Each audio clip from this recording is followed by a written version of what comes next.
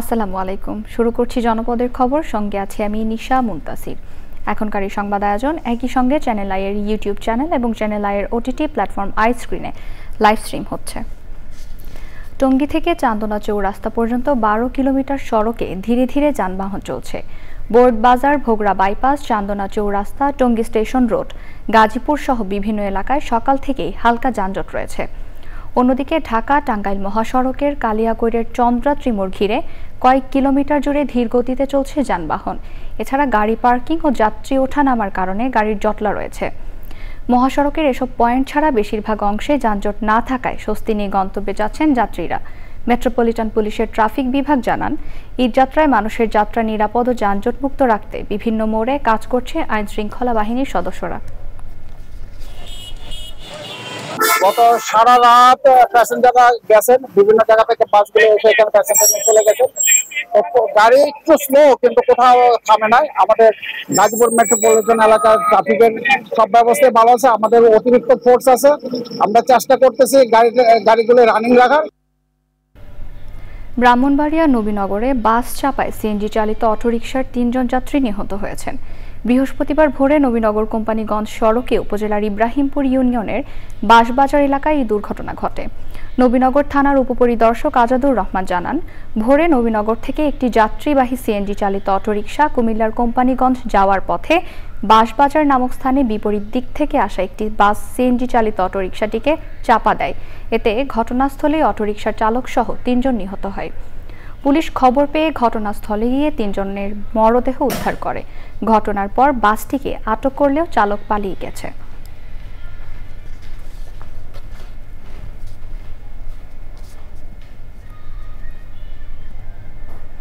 এবার প্রতিনিধিদের পাঠানো তথ্য ভিডিও চিত্র নিয়ে আলমুকসিদের রিপোর্ট। কুড়িগ্রামে সেনাবাহিনী ট্রাফিক নিয়ন্ত্রণ ও চাঁদাবাজদের বিরুদ্ধে ব্যবস্থা নিচ্ছে। বাজার নিরাপত্তা এবং জেলাব্যাপী চেকপোস্ট নিয়ন্ত্রণ সহ মাঠে নেমে 24 ঘন্টা কাজ করছে সেনাবাহিনী সদস্যরা। মাদারীপুরের ডাসারে শহীদ প্রেসিডেন্ট জিয়াউর রহমানের মৃত্যুবার্ষিকী উপলক্ষে আলোচনা সভা হয়েছে।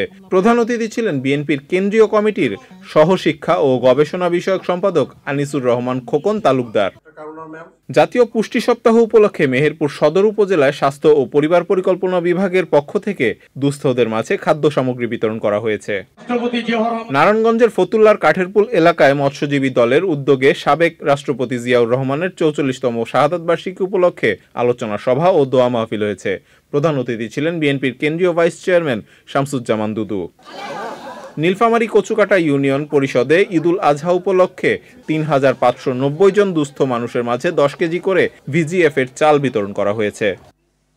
দুর্নীতি ও অনিয়মের কারণে গত 17 বছরেও পিরোজপুরের কাউখালীতে উপজেলা স্বাস্থ্য কমপ্লেক্সের নির্মাণ কাজ শেষ না হওয়ায় ভবন নির্মাণের দাবিতে মানববন্ধন করেছে এলাকাবাসী।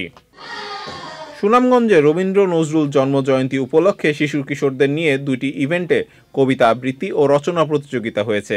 প্রধান অতিথি ছিলেন অতিরিক্ত জেলা প্রশাসক সঞ্জিত কুমার চন্দ্র। আল মুকসিদ, চ্যানেল আই। তীব্র পানির সংকট দেখা দিয়েছে ঝালকাঠি পৌরসভায়। দিনের বেশিরভাগ সময়ই মিলছে না পৌরসভার সরবরাহকৃত পানি। 2 বছর ধরে এমন ভোগান্তিতে পৌরসভার 20,000-এর বেশি মানুষ। স্থানীয়দের অভিযোগ, কর্তৃপক্ষের গাফিলতিতেই দীর্ঘায়িত হচ্ছে পানির সংকট। তবে পাম্প নষ্ট হওয়ার পাশাপাশি লবণাক্ততা বেড়ে যাওয়ায় এমন পরিস্থিতির সৃষ্টি হয়েছে বলেছে কর্তৃপক্ষ। মানিক রায়ের তথ্য, ভিডিও চিত্রে আফরিজা হাসির রিপোর্ট।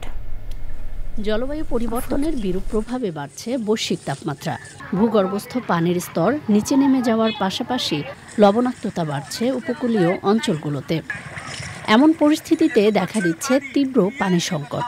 ঝালকাঠি শহরের কাঠপট্টি, লঞ্চঘাট, কলাবাগান, পৌর খেয়াঘাট, কৃষ্ণকাঠি ও গুরুধাম সহ বিভিন্ন এলাকায় পৌরসভার সরবরাহকৃত লাইনেও মিলছে না পানি।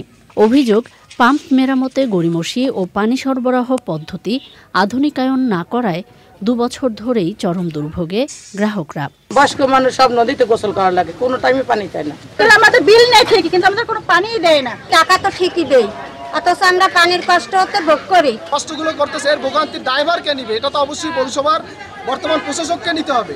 নিরবিচ্ছিন্ন পানি সরবরাহে নানা পরিকল্পনার কথা জানিয়েছে পৌর কর্তৃপক্ষ। লবণাক্ততা এবং লেয়ার নিচে নামার জন্য আমরা চালু করতে পারছি না বা সরবরাহ করতে পারছি না। 7 টাউন প্রকল্প এগুলিকে পুনঃস্থাপন করবে। তাছাড়া আরও 4টি নতুন পাম্প করবে, 50 কিলোমিটারের উপরে পাইপলাইন করবে এবং বিদ্যুৎ অফিসের সামনে একটি ট্রিটমেন্ট প্ল্যান করবে, যে আমরা এখন যেভাবে সরাসরি পানি দিচ্ছি ওটাকে তারা ট্রিটমেন্ট করে পানি সরবরাহ করবে।